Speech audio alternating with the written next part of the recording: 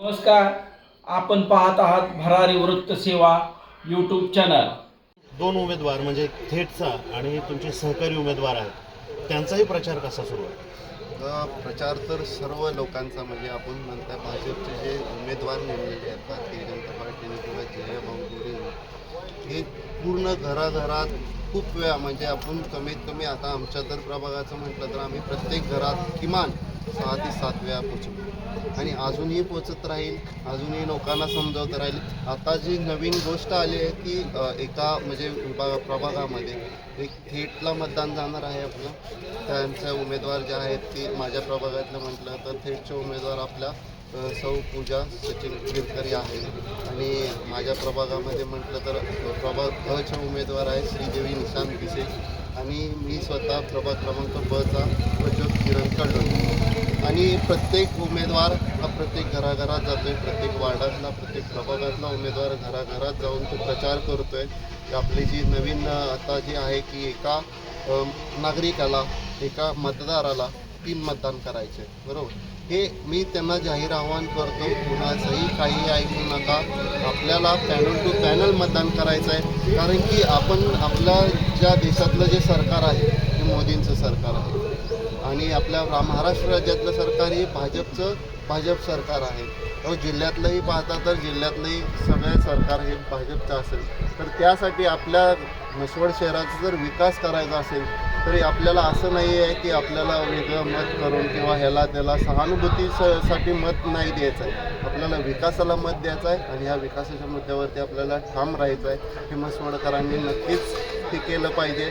आणि विकासाच्या बाबतीत तर म्हणायचं झालं तर जयाभाऊंनी ते ह्या म्हणजे हा प्रभागात किंवा त्यांच्याकडे ही जर सत्ता नव्हती तरी त्यांनी विकासाच्या कामाला खूप मोठी गती दिली आहे। तसं सांगायचं झालं तर हे आता म्हणजे झालेलं आहे, पण ह्या मागील जे सत्ताधारक होते किंवा जे असतील प्रशासक वगैरे होते, पाणी रस्ते गटारी वगैरे ह्याच्या पलीकडचं आपल्याला राजकारण करायचं होतं, पण म्हसवड अजून त्याच मुद्द्यावरती अडकलं। पण जयाभाऊंनी त्याही म्हातारे म्हणजे भुयारी गटारीसाठी जयाभाऊंनी जो निधी मंजूर केलेला आहे, जवळपास 79 कोटीचा निधी मंजूर केलेला आहे। आपल्या 24 तास घराघरात पाणी जायचं आहे, त्याचं तर काम अंतिम टप्प्यात म्हणजे साधारणतः 90% काम पूर्ण झालेलं आहे। हे जर आता आपलं इलेक्शन लागलं नसतं तर 1-1.5 महिन्यामध्ये घराघरात पाणी पोचणार आहे, कारण की प्रत्येक घराघरात आपण पाहताय की पाईपलाईन गेलेली आहे।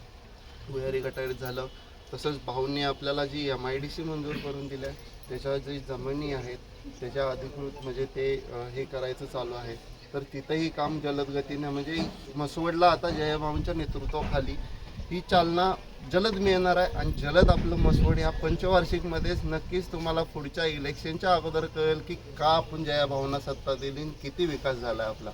आणि त्याचबरोबर ती सगळ्या मला मतदार बांधवांना म्हसवड नगरीतील मतदार बांधवांना असं आश्वासन देतो की जयाभाऊंच्या जे उमेदवार आहेत त्यांना तुम्ही पॅनल टू पॅनल मतदान करा। ह्याचा असं होणार आहे की जयाभाऊंकडे जर नेतृत्व आपलं गेलं तर जयाभाऊ असे नेतृत्व आहे किंवा वहिनीसाहेब असे नेतृत्व आहे की त्यांनी म्हसवडचं खूप मोठं विजन ठेवलेलं आहे आपल्यापुढे, की त्यांचं विजन असं आहे की म्हसवडला शांघाईसारखं बनवायचं आहे। ते म्हसवड नाही शांघाई आहे असं लोकांना वाटेल असं करायचं आहे आणि ते तत्पर आहेत त्या कामासाठी।